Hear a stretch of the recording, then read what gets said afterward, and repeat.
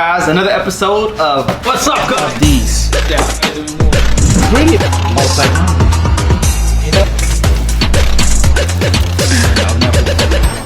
Seven. Yes, you can start. But I appreciate you guys tuning in again to another episode of Art Talk.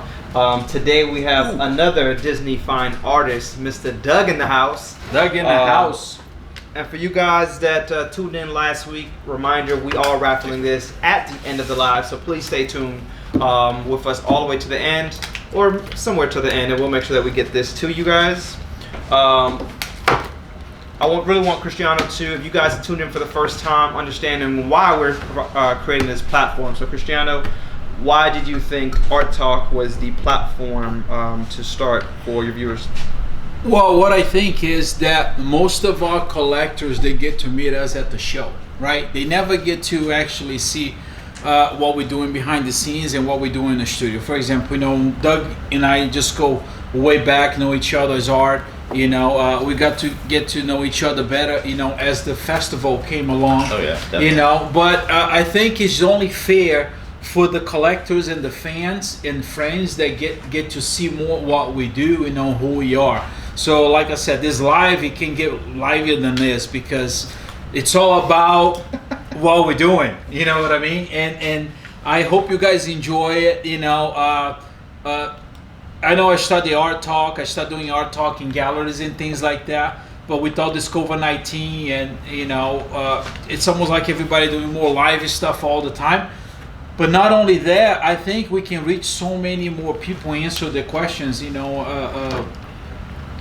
kind of like give a little bit of the knowledge to the young artists out there, or even if you're not an artist, if you're doing something creative. I hope this channel is designed with the effort with all of us here to bring something valuable to you. It's and the funny thing is, I want to mention this is like surreal. We just start this joking around. We have our first sponsor. There's somebody that's actually sponsoring the channel. Her name is Anna Gazzara. She managed some of my art, to the other clientele, a little bit more on a more interior decorating type of thing. But she actually sponsored us pizzas and refreshments. So that means at the end of the live, we're gonna have something to eat instead of going home. So this is good. Thank you, Anna. We appreciate it once again. Anna's a Gazzara from Empire Real Estate, and I believe I'm so unprofessional. We thank you. I tell you what, we'll thank you. We're gonna be thinking about you. But Anna sponsors our food for the night. So I hope you guys enjoy. Tonight is not so much about me, it's about this guy. I'm a big fan of him, Doug. He does incredible stuff, on the oceanic line as well. I think that's why we get along, because we really like this surfing, the Hawaiian. I just want to share something real quick. This is one of my favorite pieces right here. That's kind of like, I got to follow Doug way more. I really love this piece. And Doug does a little bit, in his license, it's something kind of cool. He actually, you get to mix, you are able to mix the characters, because he shows in a theme park. Us, it's like a difference. They don't let us mix anything. Yeah, see, we're park exclusive. Yeah. So what we are able to do and not do is so much different than what you're able to do and not do. Yeah. So it definitely creates a totally different vibe, totally different collection of what you're doing and what we're doing, because it kind of separates it, but at the same time, we overlap. Which I think it's kind of cool, because it gives the collector kind of a different choice. Exactly. And it's a complete different umbrella than what you guys did. And I never knew that until I really start mixing up characters, and they say no. I said, why this guy's doing? I said, I get it now. Well, yeah. It's a little bit special. So, well, I let you guys with Doug. I'm going to be trying to read those things a little behind the scenes, and I'll pop in here and there. But enjoy the show. We're here for the next 45 minutes. Now we'll try to answer your questions, raffling this thing at the end of the show. Enjoy it. I didn't know he was leaving me here with Mr. Doug. Now I feel that's okay. I'll pop in. He's going to find the pizza. All right, Mr. Deck. So I'm really excited. I get to see some of your, really just move and see some of this unique artwork. Somebody actually had a question for you, so we're going to start off with her question. Absolutely. And she just wanted to know the journey of you becoming a fine artist. How does that look like for you? How did someone become a Disney fine artist? I think that journey is different for everybody. If you were to ask 100 Disney artists, you're probably gonna get 100 different answers. For me, it's kind of a long journey with a lot of different weird shortcuts. I had actually, when I graduated from college, I'd always gone into the Disney galleries and said, it would be a bucket list to have one piece in a Disney gallery. Now, I mean, I'm way beyond the one piece, so I definitely got my bucket. But for me, one of the things that happened to me is through a different chain of events. I ended up traveling for Bass Pro Shops. And in Bass Pro Shops, they have all those big murals and all the big dioramas. And I traveled the country about 250 days a year, building 15 different locations throughout Canada, throughout the United States, doing the huge full-scale murals. Around 2010, the economy definitely took a decline, and we found ourselves looking for work. So I figured, that would be the time that I live in Orlando. That would be the time to approach. I'm a Disney nerd. Time to hit the parks. And this is where Chris's career and my career kind of overlap. Both of us kind of have that Disney, the Imagineering overlap. He actually, worked for WDI. I subcontract, and I still do, in the scenic divisions. Gotcha. While doing that, at the same time, I said, well, this is the time I'm just going to roll the dice, and I'm going to approach them with one piece. And I had always done tropical art. I'd always done whales and dolphins and beaches and things like that. So when I approached Disney, they said, stay to your comfort zone. Don't do anything crazy. Stick with what you're comfortable with. And this was actually this piece. The first piece. The first piece. All right. So this piece was called Suspicious Tiki. And I've always been a big Stitch fan. But I thought it would be kind of fun to integrate the characters. Like Krystiano said, sometimes rules change. At that time, we were allowed to mix the characters. We might be again. I don't know. I haven't tried it in a while. But at this point in time, we were allowed to mix the characters. And then I decided to integrate in a few other things. If you go in Magic Kingdom, when you're going from the hub, right in front of the castle, and you go over the bridge into Adventureland, if you look up on the bridge, there's all these tikis. This particular one, if you're going into Adventureland, he's up on the left-hand side. And one of the projects that I got to do prior to working for the gallery was they brought down all the tikis, and I was on the team that was actually repainting them and bringing them back to life. So this actually is part of my history and part of my journey that snuck into the piece.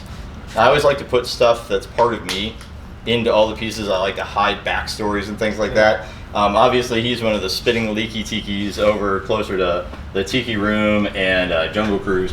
But that guy, we nicknamed him Nosy Joe. So that's how those guys showed up. But this piece went into the gallery. Again, I played it safe. I stayed tropical, but I put the characters in. The original sold in only a couple days, and Disney was very happy. I tested the waters with a couple more pieces. They were all successful, and long story short, here we are. So Sarah is actually the person that asked the question on the journey. Hi, She also wanted to know how you discovered. I think you kind of gave it a little bit on, you approached them. They gave you the okay, do what you feel comfortable with. Is that how you got discovered, this painting right here? I'll be honest, and again, I was in the right place at the right time. There's no secret way in. Probably one of the most asked questions we get whenever we're out doing signings is, how do I get into the gallery, or how does somebody get into the gallery? And again, I think we all got there a different way. I happen to be doing work backstage, behind the scenes, making the magic happen behind the scenes, doing work through Imagineering and things like that. Just happened to open some doors for me being there, in and around it. And, I had been known for tropical art all along. So for me, it just happened to be a number of things that had kind of aligned in such a way that got me there.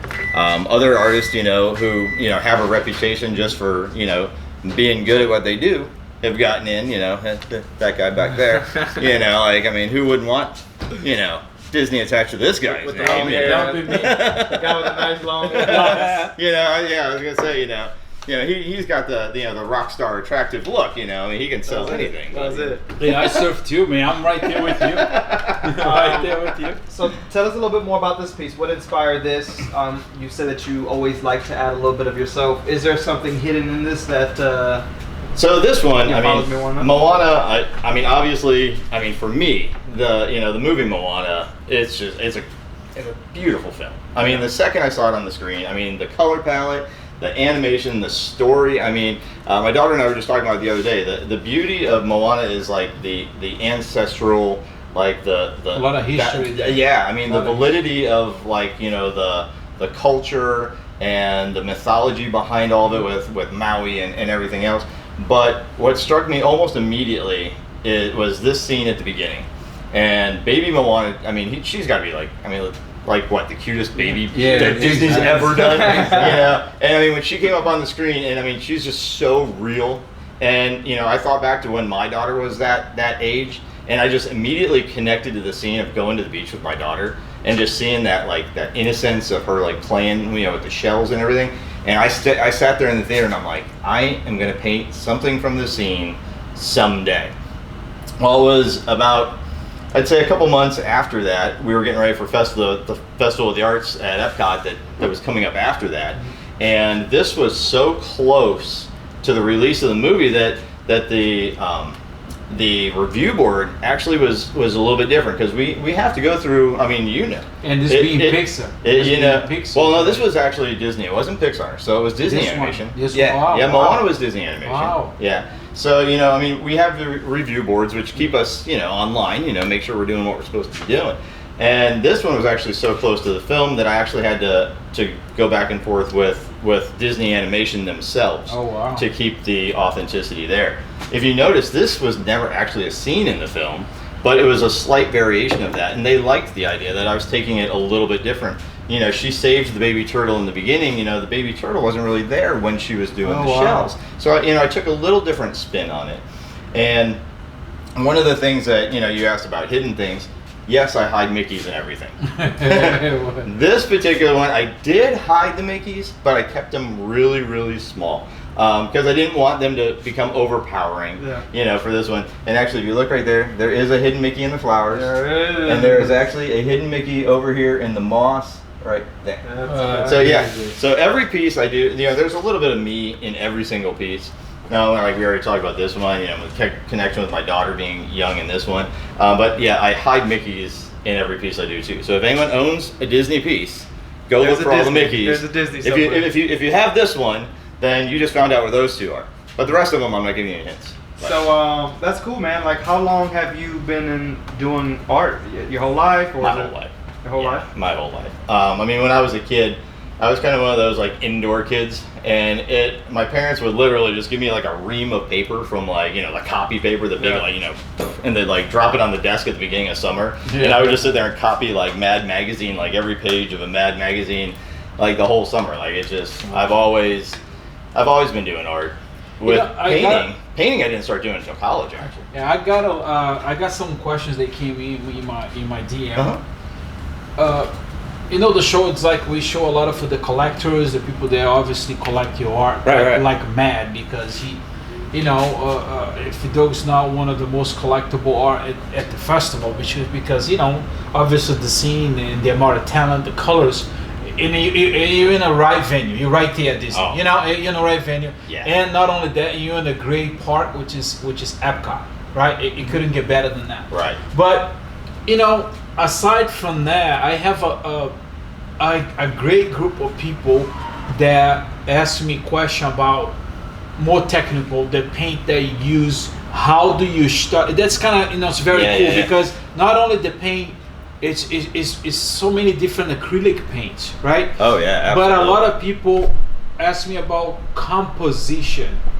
How do you actually start your paintings on a composition? Because a lot of artists, they get lost. They start something and they start the characters first. Then it's hard for them to do the background. Right. But you know, but the cool thing is, like, you get somebody like a Tim Rogerson's. He's got the background and it's flawless. Yes. Right. Because that's his thing, you know. Yeah. But so many people is asking, like, how do you approach on your color palette and your composition? You know, because in the mind of an artist, even though we do all kinds, you know, we do this professional, but there is an instructor inside. For me, my things are in my head.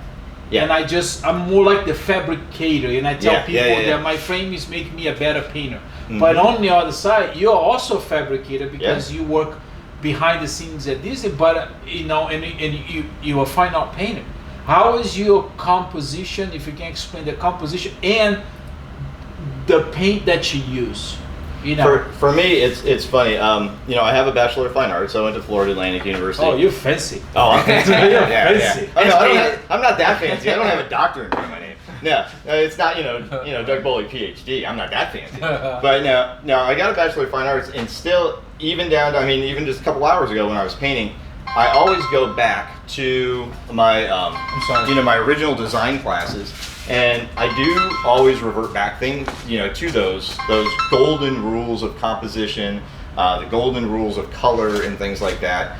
Now, you know, you were mentioning composition and style. Composition for me, you know, there's, you know, kind of the rules of, you know, not making like lines intersect. You know, like you don't want like this tree to perfectly like end like right at her forehead, so it looks like a tree's growing out of her forehead. Okay. You know, those typical, you know, we'll call them the rules of thumb.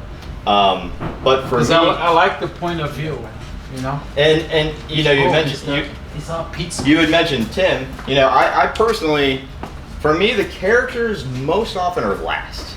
I kind of save them as kind of like a dessert. Almost. So with this right here, did you paint the water, the grass? This one I actually painted this entire backdrop first, and I generally work from the back forward. So this one I actually painted the whole upper part from here.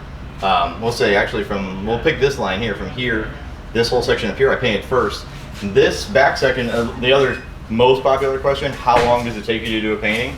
Well, I mean, every painting takes different, but it's a great question. This particular one, I can kind of tell you at some point, because just this section from here up, just that background, I stopped counting at 100 hours for this particular painting.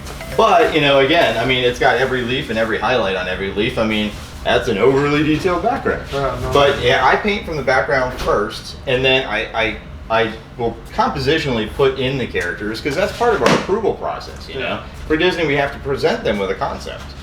Disney looks at that concept, and, you know, they either green light it or red light it or yellow light it and say, hey, you know, make some changes. So, you know, I got to keep, you know, true to what I presented them. So I know where the character is going to go from the beginning, but as far as painting it, for me, it's kind of a reward. Like, I've done all the work, I've done all the hard work getting up to that point. It's like now I get to do like the highlights in the eyes, and I get to do that fun character. So for me, I save the characters for the end. But like you said, you know, everybody's different. Like a question.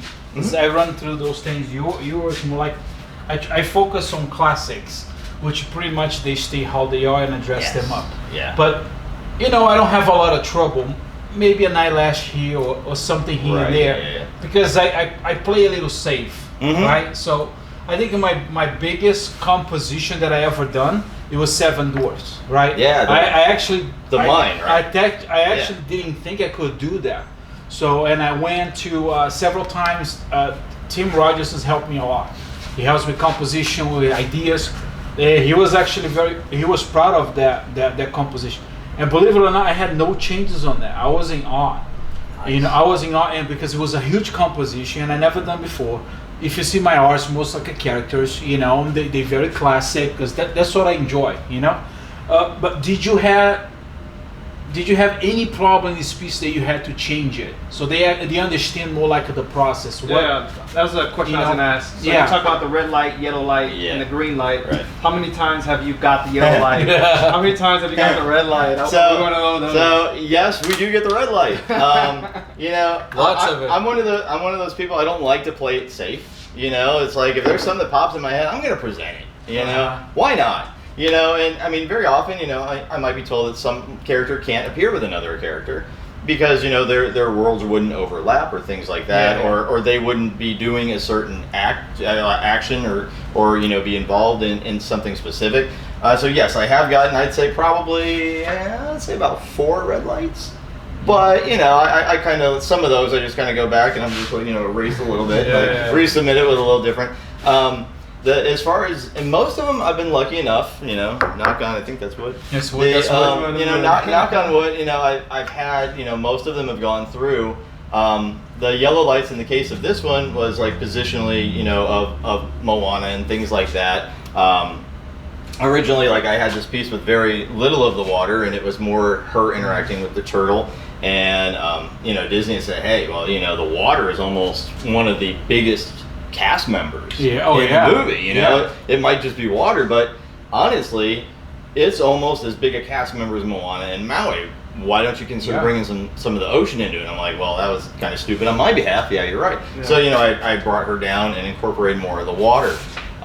In the case of like the Ohana Happens Here, like that one, that piece, which now is the two most, well, I'd say these are probably the three most popular that I've Well, I'm still want to get one of those because you said you almost had a number on that one. Oh yeah, the limited edition canvases have been sold out for years. They do still have the deluxe editions of this one, and actually all three of these in the canvas editions are all sold out and have been for a while. But they are all still available in deluxe editions, which are the matted deluxes that they still sell throughout the park. Yeah. This one actually had Stitch was with different characters, and he wasn't allowed to interact with the characters that I had put into it.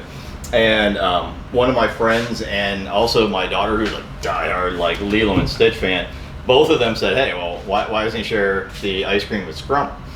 And I'm like, what, that's a good point, because you don't see much Scrump. You do now. But when that piece came out, what year did that come out? That came out in 2016. Yeah, so in 2016, honestly, there wasn't a lot with Stitch and Scrump. Wow. And when that came out, people were like, "Oh my God, Scrump!" And now you're starting to see all this stuff. Even in the mall, at like box lunch on purses and wallets, Scrump's now like everywhere. But even when that came out, like Scrump wasn't anywhere. So I mean, that was kind of a fun piece. That one, that I had fun with that one too, because my daughter had, when she was little, she had this little rag doll, and it went with her everywhere. I mean, she carried it. I mean, she like clutched this thing. I mean, it was, like, wouldn't go anywhere without it. And funny story for a different time, like she lost it in Epcot one night, and it was like, damn, oh my God. And she was like 3. But that little, and she still has this doll, and it's like all tattered and beat up and just floppy and just. So I'm thinking, oh my God, that's what Lilo's doll probably looks like. Scrump probably is just his loved doll. Exactly. So I posed like Dolly up, and I like took all these photography of like of like how just the flopping of the doll. And actually, so that to me, that's kind of like a little fun part of that one. That was an area of Disney that I had always wanted to paint since I was a kid. I'm like, oh man, like I want to draw that little corner of Disney back there. Back in it used to be Aloha, or it used to be Sunshine Tree Terrace. Now they switched the names and it's Aloha. Actually, that's the cool. I think it's the cool tool that you have, that you are allowed to use the scenarios and the set already in the theme park. Yes. And then just create this new atmosphere with characters, because when you see Stitch and Pluto, it's just fun as hell. You know what I mean? Because you see Stitch, Stitch. He's passed by a dog, but he's not a dog. Right. But Pluto is just Pluto. He's straight up dog. He's straight up dog, but but the idea that you can actually get something from a theme park and incorporate your paintings and and I love to. I love it's incredible. I love to bring the character. Well, see what I like to do with the character. I mean, this is actually a rare one in the sense that I actually did a scene from a movie. I hadn't done any prior to that, and I don't know if I even think about it, if I've done any since then that were strictly the movie. I like to bring them out into our world. Almost like you think in Roger Rabbit. Where the characters live in our world. Which, I mean, how cool would that be? I mean, I watch Roger Rabbit and I'm like, since you brought, oh my God, since you brought that up, but you're allowed to paint Roger Rabbit because we are. See, I've never tried it. I would love to try it. It's so desirable, and right? we forget about it. Right? We forget about it, and we are able to design. I mean, we were watching it the other day, and I'm like, exactly. You just forget how good that movie is. Karen did an incredible, incredible Roger and Jessica piece. Yeah, to Magical Galleries in Vegas for the owner. and it was crazy. Really? Yeah, and I'm like, why am I not painting Roger Rabbit? Right? You know what I mean? See that we both need to paint Roger Rabbit. I'm telling you. So I got a question that's cool. because I see you're a Disney fan. Were you always a Disney fan? Always. Since small? Diehard and total nerd. I have more Disney trivia like in the back of my head than like any human being should have. Like it's just I'm kind of wasted so much of my brain with just like Disney trivia. But yeah, no, I mean ever since I was a kid, I mean I love Disney movies. Like I had like, and my parents always bought me like every book on like Disney animation and Disney characters. I mean I had them all. And when I was a kid, they even offered. It was like a day behind the scenes. I had to be, and I'm just gonna guess because I don't even remember. I had to be like maybe 10 or 12. And it was kind of this thing where they took you backstage, which was just, I mean, for a kid, that was just like, you know, they, like. Of course, I can. Yeah. Oh yeah, you know. So we got to see like backstage Magic Kingdom. Epcot had just opened, so I mean, if I kind of do the math on that, so I had to be about 10. So Epcot had just opened, and my family was our first. That goes back to the trivia. He said I knew Epcot opened this year. year. Yeah, exactly. Yeah, 1982. So you know, it was one of those, and so like I got to actually see Epcot before like my parents did. So you know, because we were able. Talking about Disney memorabilia. Nice. There you go. You don't see one of those come about every time. Hello. And it works. It actually works. You know, I'm just gonna put this. And we actually got to like meet a Disney animator, and we got to like sit with them and like draw the character and everything else. So like, and I mean there were like workbooks, like I mean there were even like workbooks like to like prepare you for this big of like thing, this class. So yeah, I mean even from a young age, you know, I was just totally. Dude, I went to karaoke with the voice of Goofy in Sacramento. Now imagine that, you know, right? What I mean? Yeah. And I mean I was even that kind of nerd too. That I mean, I didn't want to be in Disney animation. I didn't want to animate characters. I wanted to do the backgrounds. Like even as a kid, I would watch the movies and I would just look at that detailed background back there. I mean, characters are moving around, and even as a kid, I'm like looking around them. You know, at like all the detail of like, you know, Lady and the Tramp, like all the buildings, the detail. Did you get to see the multi-camera level in California? This is ridiculous. Man. Oh, it's so crazy. Yeah. You know, and then like I was also that kind of kid, which led to, you know, the work that, you know, I do now in the parks. But I was that kid that would like stand in line, and I'm like kind of scratching at the wall, trying to figure out like how they did that like finish. Like, is that really rust, or is that paint? You know, and for like I still do that. For One of those kids, you know, for like a 10-year-old kid to be sitting there and analyzing the paint, now we go like this paint when we show the park. Man, why this kid will peel this thing off? Because now we get to fix the parks. Yeah, now we get exactly. We get a shot of what it is. But yeah, I was a total nerd, both from like Imagineering and animation. Like, oh yeah, I'm a big old just nerd. to get a little bit more insight, how many years were you working as a subcontractor for Disney before you became a Disney fine artist? Let's see, probably 3 years, and I still am. You know, I mean, you know, right now, you know, obviously, you know, things are really slow with, you know, the whole, you know, COVID and everything else. But you know, I still do it. But I'd say 3 years before I actually made and we won't call it a jump, but my road like forked, and I got to run 2 roads. Because, you know, I still do my work for the parks, and I still do Disney fine art. You know, so it was 2013. It was the year that this piece released that I actually made that and started running multiple roads, you know, with Disney. And was this always a dream of yours, becoming a Disney fine artist? Oh, absolutely. Yeah? Absolutely. You know, I mean, it's been a dream to do any Disney magic. You know, whether it's, you know, like the work that we've done for the parks, exactly. You know, and, you know, under the cover of the guise of, you know, just like pixie dust that happens in the middle of the night, you know, like you're in an area of the park that, oh, okay, you know, and then you leave that night, but then you come back the very next morning and you're like, wow, like that wasn't there exactly, yesterday. show ready. You know, and I mean, it just explodes, you know, it's just like you know, to make the magic real. You know, in the park, at the park level, has always been a dream, and to do that now, I work for Cruise Line. I do work on the cruise ships. I do work out on the private island in the Bahamas. That's gotta be fun. Yeah, and I mean, like the private island, like I get to go out there, you know, maybe once or twice a year and actually stay on the island for a couple weeks and do scenic art out there. You know, bringing some of that Disney magic to the island, and then, you know, as far as doing this. You know, bringing the art and the magic into homes is even, you know, I mean that in and of itself is really and it's you know it's kind of crazy though, because the last art talk that we had, it was the option about giving up and something. I'm like, is that even an option, right? Yeah. Is that, you know, and the thing is, I don't believe on when people say, oh, starving artist. If you look now, what is bigger than Disney? You know what I'm saying? Yeah. If you realize, you know, that you know, like they say, everything started by a mile. Right? You know? Yeah. But you realize at his time and what Disney is now, what is bigger than that? Yeah. You know, and it's all revolving about our individuals that believed that. I mean, we all contributed for this magic to keep on going, and we are very few that we're like, well, we old timers. We can say, you know, this kid right here is just start, you know, we start like, you know. I guess I feel old too. So, but we like old timers, and then we see the transition of the new characters. Right. Well, obviously, because the new kids, you know, right. they not gonna experience what we did.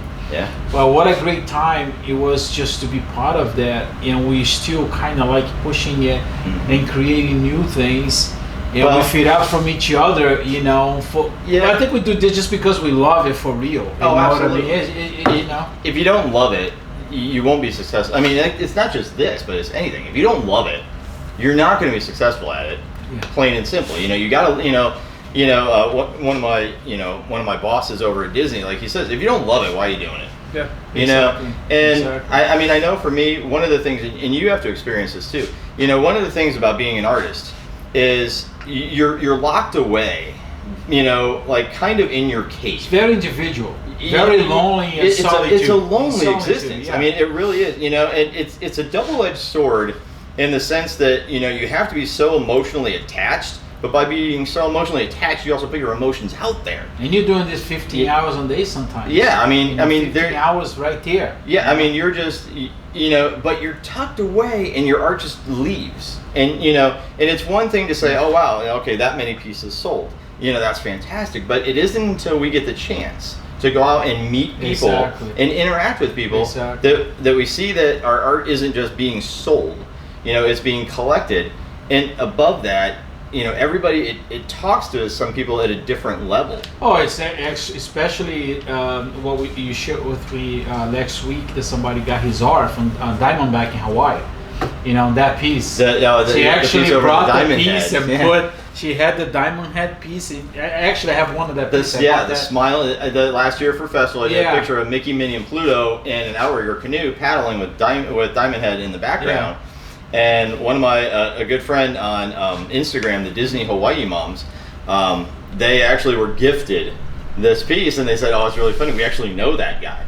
And so if you go on my Instagram, it is actually the coolest picture. I reposted it. They actually went down to the beach, and they like stuck it in the sand, and like Diamond Head lines up like perfectly right behind the piece. You got the scene and you got the thing. It's like a real one right behind it. Oh yeah, once in a lifetime. That piece was crazy. And one of the coolest stories I ever had, talking about like art, speaking to people in different levels, one of the coolest stories I ever had, it was at a festival. A gentleman had come up to me, an older gentleman. They were an older couple, and his wife was sitting on the bench right next to my booth, you know, kind of, you know, I'd say probably, you know, 20 feet away. And he said to me, he's like, you know, he wanted to go on the canvas pieces. And he said, you know, I'd like to go ahead and get that. And I said, okay. And, you know, a lot of times people like to share with us, you know, why they want to buy the pieces, you know, what connected them to the pieces. Yeah, so this particular gentleman, you know, he said, my wife and I used to go on Disney cruises all the time. We, you know, multiple times a year. And he said she was diagnosed with Alzheimer's. And so they stopped cruising, and they switched and they became annual pass holders. And they live up in I believe, Georgia. And he said one of the most interesting things is, you know, like she had it like, you know, at a really like deep level. I mean, she was, you know, pretty bad with the Alzheimer's. But when they would come on Disney property, he said it would all go away. He said, and he looked at me with tears in his eyes. He's like, my wife is back the whole time we're on Disney property. Oh, wow. Right? I mean, crazy. So, like, you know, he says, I put Disney music on in the car. He goes, and I'm now filling my house with Disney art. Because when she sees the art on the wall, she's more where she used to be. Oh, and he says, the more Disney music I play, the more Disney art I have on the walls at home, he says, the more Disney that surrounds her, the less of the Alzheimer's actually Oh, exists. wow. Yeah. I know. I mean, look at. I mean, look. Like, I mean, seriously. It, you know, still to this day, like, you know, it's like, wow, like we are like helping like people. I mean, it isn't just like, oh, That's the pretty piece on the beautiful wall. art, man. I mean, You know, like, I mean, this particular guy's like, I have my wife back when she's around Disney things. They don't know how to feel during that time. You know, I honestly, I didn't know what to say. Other than, I mean, I was crying. You know, the funny but- thing is that when you're in the park, that usually this is just me. When we're in a park, like, for example, his deadline was no longer go to submit a bunch of stuff for Epcot show, right? Mm-hmm. I'm a little bit more laid back because I go with the Wyland. Right. You know, it's a little bit a different format, right? Mm-hmm. So I got a little bit more, you know, kind of slack per se. But sometimes we're just so here in the studio, getting stuff ready. And we're not even focused on this glamorous Disney. So when we walk in there, I tell you, there was an instance, man, that I'm just like broken, right? Something's not going right. I'm just overworking. Like sometimes just tired of working hours and hours and Saturday, Sunday. You know? Which, I mean, for artists, I mean, that's more normal. Yeah. You know, I mean, some of the artists that are watching us, you're normal. You know, I mean, Yeah. like, you know, like if depression sets in and you're just like, just, you know, burn You're out normal. and You're you have normal. mental blocks. I mean, we burn out. We have mental blocks. We're fried. That's good to I mean, know, you know, it's, exactly. you know, I mean, we don't have like the glamour. I mean, this is, you know, we are an artist like every other artist. Yeah. The funny thing is that you know, sometimes I'm in the park, right? There was kind of like something was going on and just I'm tired, right? So I have to be there 11 o'clock because people waiting for you. They want to sign something or they bought something last year. They want you to dedicate because there's people that bring their art that they buy. Oh, the artist, can you do a little special? So you do this for your clients. Yeah, it's awesome, isn't it? Yeah. And then I'm like, so and this lady comes and I'm just like, dude, sometimes like, I like to share this with people so they know that we go through a lot just like you guys do. But then I feel the step on the shoulder, like, you know, somebody just touched my shoulder. This lady come in and she said, it's gonna be all right. You know, just God is just telling me to let you know that He loves you. It's gonna be all right. And she walks away. And I'm like, dude, I really have to. Just out of the I have to get out of there because I can't hold tears. Just I'm trying to like, what the hell, you know what I mean? But I mean, it's so powerful. It's so and not only that, just how many times we just there and somebody just dropped me a Coca-Cola, Right? somebody drops me a sandwich, and I'm like, what? It's just like, oh, I just dropped it. I just feel like, you know, do you want ice cream? Yeah, right. I know, it's crazy. Yeah, it's true. They're so thankful, and so many times they're like, oh, thank you for bringing this back. Oh, thank you for doing this. Oh, thank you, just, you know, and we need that. Exactly. Yeah, We need this the fuel that validation. The fuel. That's exactly right. That's the fuel. That's the reward. Sometimes you don't see this. You're creating these things, and for most people, it's just like amazing. Then when I look at his stuff, I was like, wow, this is amazing. And when he looks at my stuff, it's just, and I'm like, man, I really like this, and he really like. It's just so different, you know. And the cool thing, what I like about the Disney legacy is that I see a lot of rivalry. I'm not so sure if that's the right word, but just like artists, they don't connect. Some technique and I'm not gonna share this. Hey, listen, if you're this type of artist out there that you don't like to share with the other people, let me tell you a secret.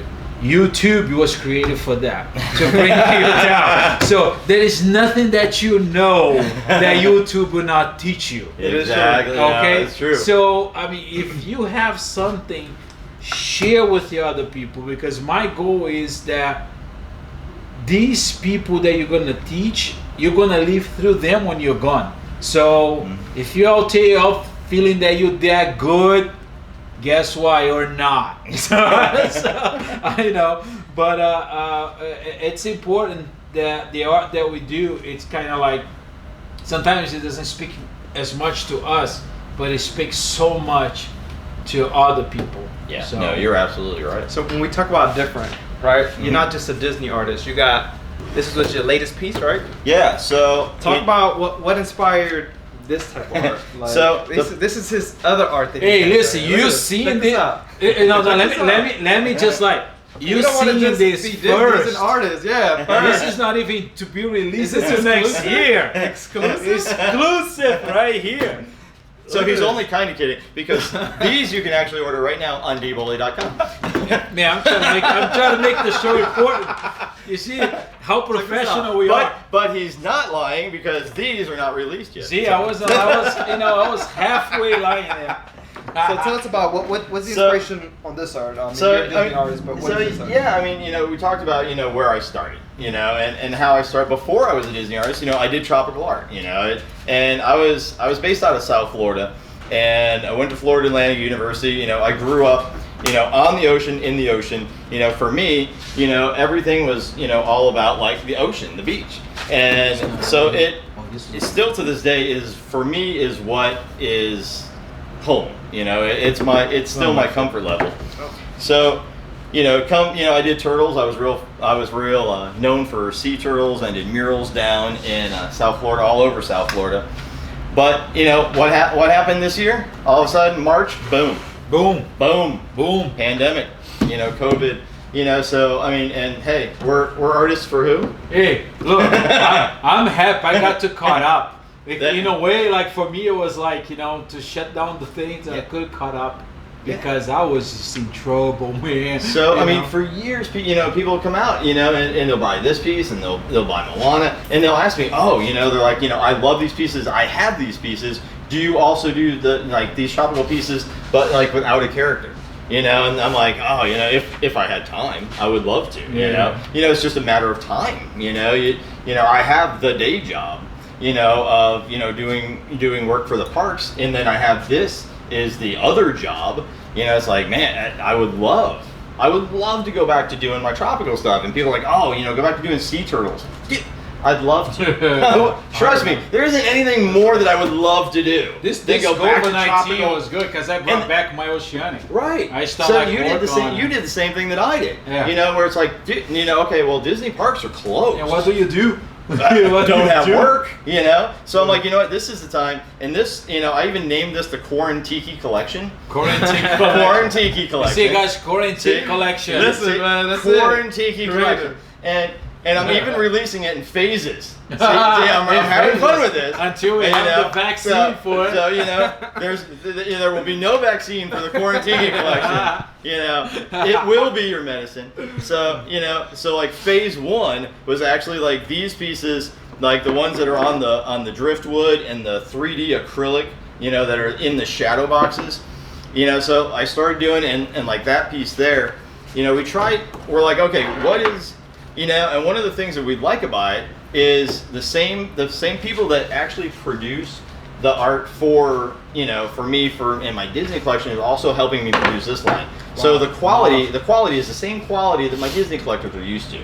Wow. But this collection, we wanted to do something different that is out of the norm from what I do and kind of different than what you see all the time. So like that particular one, we're printing it directly onto bamboo. So you can see the texture of the bamboo come through the artwork, directly through the artwork. The layers of 3D acrylic, like this one's, the 2-layer. This one's got like the 3-layer of the acrylic. So you've got like the flowers are on one layer, the tiki mugs on another layer, and then the background. Nice. So like, it brings in all the layers. This reminds of Waikiki. And fun thing about that. So we named this the Kailua Mug, which is kind of the rascal mug. Now there's my buddy Oakwash, who's out of Louisiana. He's a mug sculptor who's just like growing. I mean, his work. He started out his very first mug. He actually did this leaky tiki, and he's working his way through all the spitting tikis at Disney, and he's doing like all of them. So I think he's already done 2. But he's got all these other mugs, and I mean, he's just blowing up on the internet. Like, I mean, his mugs are just flying out the door. So he and I, from the beginning, he's like, man, we've both talked about doing a collaboration. So, and I mean, we've talked about doing a collaboration. I mean, one of the cool things about doing our art is we're different. All of us are so different that if we can combine what we do and overlap our art, it would be amazing. So when he got to see the concept of this before I even painted it, and he said, "Bro, I would love to make that." And the collectors love that too, because you get 2 artists in one. You get 2 artists in one. It doesn't happen that often. Yeah. So he actually sculpted this mug based off of my drawing, and later this year we're actually going to release the mug. So you'll actually get this guy in the show, right? We're gonna get this guy in the show, right? So you'll be able to sit and have this like on the wall over your head, and you'll be able to like sip from that mug and be like, man, that's like a twofer right there. But the I mean, and I'm even hiding stuff in these, like the symbols on his on the headdress, are like for the ocean. It's also the kind of the net where like the good karma like falls through, but the bad gets stuck in the net, and like for the spiritual drive. So like even in these, I'm throwing a lot of myself in these pieces too. They're not just throwing it out there. They're just fun, And like I said, you get the same quality as the Disney reproductions and all the professional group of people behind these pieces. But it's like we're very much alike, that we have I think we start with our collection, then we just grow into Disney. That's what I've seen people doing, different than, I think Tim already went and worked directly for Disney at the beginning stages of the Disney Legacy Fine Art. But most of us, we kind of learn in the process, develop a technique, develop our collection, then bump into, hey, this would be cool to do a Disney piece. And we're very fortunate that we got this opportunity to be part of this legacy. Oh, absolutely. But at the same time, we got our freedom, which is cool. Not a lot of companies let you do that. That you can actually do your own things. Some other companies, they're very jealous. They don't want you to go spread yourself thin. This is what keeps us alive, that we can make our own stuff, what I mean, experiment with the different things. And one of the fun things too is, I'm trying, when you look at even my new pieces, I had a collector the other day say they have the same exact look and feel as my Disney pieces, which for me is fantastic. It means that I'm not losing any of me going back to my stuff, and being able to go back and bring some of me, in there. If people want to collect, you could easily hang, some of the stuff next to Ohana Happens Here and things like that, And So. good thing that Disney did say, make sure it's you in this Disney photo, so you don't lose that touch. Exactly. So, and I've tried to do that. I mean, if you look at this collection and you look at this and you look at that and you look at Ohana Happens Here, like my collector said, it's very clear. Even though there's no characters in these, it's obvious that Doug did it. Exactly. And Doug, these pieces, being your pieces, now you got this thing going on. Where are they going to be available? Because I know Disney Fine Art, they want you to have not only Disney, but they want you to have different art. That's the cool thing about the Wildland galleries, that they don't allow us to have, let's say, 70% Disney. We gotta mix and match to be more like an art show. So they don't allow us just the whole booth to be Disney. So that's why when I come in, you see my Disney and you see my Oceanic, and people sometimes they get confused. Who's this art? Like, I gotta explain. No, this is my art as well. Because there's certain people that don't know Krystiano, the Disney artist. And there's other people that don't know like Krystiano, the like non-Disney artist. They think all you do is Disney, and these people think all you do is Oceanic. And my Oceanic is very dramatic because it's very abstract. There's not very a lot of overlap at all. So it's almost like it's almost like that I'm a con artist. I'm like, I'm this right here, but I'm also this, and I'm into photography too. And I also surf. Hey, an artist is an artist, con or not, right? But we have that windows that we are able to do. So those pieces, are they going to be available in the festival, or it's exclusive for your own thing? So the festival, I will still be exclusive Disney. So Epcot Festival of the Arts 2021. I've got 2 new pieces coming out, and I'm actually going to kind of hint that there is a series that I've been doing the last couple of years. At the killer. I don't say we might just say that I'm expanding that series another piece. So be prepared. There's another in the series. Another exclusive. So but these pieces will not be available at Epcot right now. We're only selling them direct through my website, through dbolly.com. They're directly available through us. We're going to put that on the descriptions. So we'll go ahead and we'll put that in the video. And so we're doing these ourselves. We're coming directly from us out to the guests. We are in contact with one vendor in Oahu right now. Okay. So we may be bringing this line to Hawaii, which would be fantastic because we have a lot of collectors from Hawaii. So we will possibly be putting these out there and having a venue out there to be able to service the Hawaiian Islands a little bit better. Nice. But as for the rest of it here in the in the domestic 48 here, we do everything direct. We haven't gone really wholesale vendor yet, other than our one representative. I think these in Hawaii. pieces are more like you said, they're like dear to you. It's your collection, and you have the power to sell them through your website, which will give you more direct contact with your collectors and people that And I'm gonna start doing different things too. I think phase 2. See, here we go. We're phase 2. Phase 1 successful enough that we're gonna enact phase 2. So phase 2, we're probably looking at about Labor Day. Going to come out Labor Day. We're going to have a launch of phase 2, like another launch of numerous pieces that are going to hit, and they're going to follow like within this collection. If you go on the site, you'll see we also do mini prints. They're only about 5.5 by 6.5, very small. And the nice thing about them is they can go on shelves, they can hang in groupings. But we're going to expand that. And sometimes line. They wanted to have that, because there's budget for everything. And there's a budget for everything. And one of the things you hear probably as much as I do is I love what you do. I have no room on my wall. Exactly. And that's one of those things. We ourselves do it. There's stuff that I'm like, oh, and I'm like,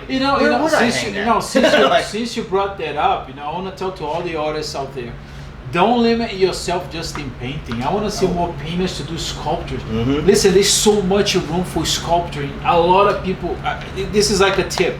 Sometimes you focus so much on your art, but people, hey man, I wish you had a sculpture. There's more room for sculpture than art. And listen to your collectors. Exactly. The key is listen to the people. Whether you sell out of like your garage or you sell on Etsy, or you have your own website, or you're in a Disney gallery. Exactly. No matter what level of artist you are, whoever is buying your work, listen to the people that buy your work. Exactly. Because that's going to help you grow. I go out to the festival and people, they'll come up to me and they're like, "Oh, do you have any paintings with so and so?" No. But what I just did in the back of my head is I picked up a pen and I wrote on the back of my brain that people are looking for that character. Yeah. And this collection actually developed from that too, is all the people that asked me, hey, do you also, do you do what you used to do, with the turtles and the tropical stuff? Exactly. And wrote it on the back of my brain, and it's like, hey, if I ever get time, hypothetically, if the world ever completely shut down, which it never was going to, I'm going to do that. And then the world completely shut down, and I'm like, hey, I'm going to get me a paintbrush. But yeah, listen to what people are looking for, and like you said, it may be one of those situations where it's like, oh, okay, don't limit yourself to just one thing. Exactly. If you want to write a book, there's so many venues that you can put your art. Online now is big right now, but just don't focus so much online because sometimes it gets so cold as well. Yes. You want to have that artistic feel. You don't want to feel like your Amazon or your Etsy so much. That's important. That's important because as an artist, you have to have all these venues. Okay, you have to sell to the majority of the people that want to collect your work, but just don't focus. Just on that. Just do live things, talk to your people, ask questions. I was talking to Doug that the art talk is not just about interview. It's about that we're gonna be showing you guys what to do as well. We're gonna be sharing some stuff that we know, acrylic paint, oil paints, and we have a busy schedule, but we dedicated to Thursday. That's why I'm inviting all sorts of different artists and different people so they can share with you. It's more like as a community live show than just like the art talk show. Mm-hmm. So we're gonna pick days that Efrain is gonna come and do like a mentorship, as a motivation speaking and stuff to empower people. Have Doug share some of his techniques and just a conversation how he start his stuff. I'm always hopping in to fill in, when somebody cannot be here, because people doing all kinds of different things right now. But there's one thing that I'm gonna do next week. I haven't announced that yet, but I collect like over 100 bottles of this, and I haven't made an incredible piece of art. And I don't believe in secrets when it comes to help the environment and things like this. This is, you know, all this what's happening here in this art. It should be a motive and a reason so you can, you know, preserve all this marine life. And I'm gonna teach you and giving away this technique of the art that I did using these bottles. It's gonna blow your mind. It's gonna be next Thursday. I'm gonna be doing this, and you want to see it. But right now, our sponsor, that's, you know, over food. We're gonna do the raffling and stuff because we are hungry. Before we end it, I think we always want to end it with, what is that know your worth moment that got you to this point in your life? I'll be honest with you. I think for me, it was, I'm not going to say when you hit rock bottom, but, you know, I think you get the best vantage point of the world when you're dropped to your knees. When I thought I was riding that high wave, you know, traveling the country, building Bass Pro Shops, and then the economy tanked out, boom. I was down on my knees. You know, you think you're going to lose everything. You know, you're looking, I'm going to lose my house. I'm going to lose this because where's that money coming from? What happened right after that? Well, all of a sudden, I find myself, you know, in that progression to end up at Disney, building parks, doing Disney art. This year, you know, let's just go ahead and say, well, the world shut down. There was a pandemic. All of a sudden, nothing was happening. What did I do? Yeah, I picked up the pieces. You know, I picked up the pieces. I started a new line. You know, so, you know, hopefully this will also do the same thing that happened a few years ago. You know, and I think, you know, like they say, you know, it's not my plan but his plan. And as far as I'm concerned, you know, it's his plan, and we got to have faith in you know, faith in the process. And I'm taking. Is it like good though? Is it not good when you think you don't know what's next, and then that happens? You know, I tell you, you know, it's you got to have the faith, you know, and whoever. I think last week we talked about never giving up. That's a whole never giving up moment. Just imagine if you gave up and felt like, well, you know, I mean these right here, you know, and I'm gonna keep going with this. I mean, we're gonna start doing free giveaways this month. Another phase 2. Chris will be excited because I'm doing surfboards. That'll be in the next release. Painted surfboards, Krystiano. And he's painted painted surfboard. This thing shut it off. How do you put Did you save it? I think I did. Dude, this thing is like... Hit the arrow on the back. On the top, hit the arrow on the top. Okay, here. Yep. Hey, go back. Any stimulus packages? Hit the top camera. The camera on the top left. Yeah. And then just go live. See, people thought this was an art talk. They're also going to get how to use your phone. How to use your phone. Hey, this thing is stopped. This thing stopped. We get to watch Krystiano learn how to use his phone. Oh it's my awesome. God, man. Sorry for the Krystiano fans. His phone's always going off on us. Before our phones go off, I want to make sure that we raffle this piece off because we made that promise last week that we would raffle this off. And this piece, I'm going to tell you, it is so cool. So listen, this is done by the one and only right here. This is his. And the winner is Sarah. Sarah. So, you had a question. You actually answered a question, and she's the winner. So she's just blessed all the way. I'd say that's a win-win right there. Yeah, that's a win-win. Yeah. Your question was answered. You win a piece. So definitely, Sarah, make sure that you either message me or Krystiano. You know, I believe you have Krystiano as well, so he can go ahead and ship this directly to you. Are you also paying for the shipping? Yes, he's going. And he's paying for the shipping. No way. No, he's not. You're paying for the shipping. Let's go. That's what I promise. Don't drink doing live show. That's what I say. Well, guys, it was a pleasure having you guys on Art Talk. It was a pleasure, Doug, having you here. Again, where can they find your art? dbolly.com. Also, if you're on Instagram, dbollyarts. If you're on Facebook, dbollyarts. All right, so real easy. Until next week, appreciate you guys tuning in, and love you guys to death. Art Talk. Thank you, Anna. We appreciate the food trust. We need it. Thank you. Artists, see you guys next week. We're not starving artists. We're actually eating artists. We're actually eating, and it's happening live.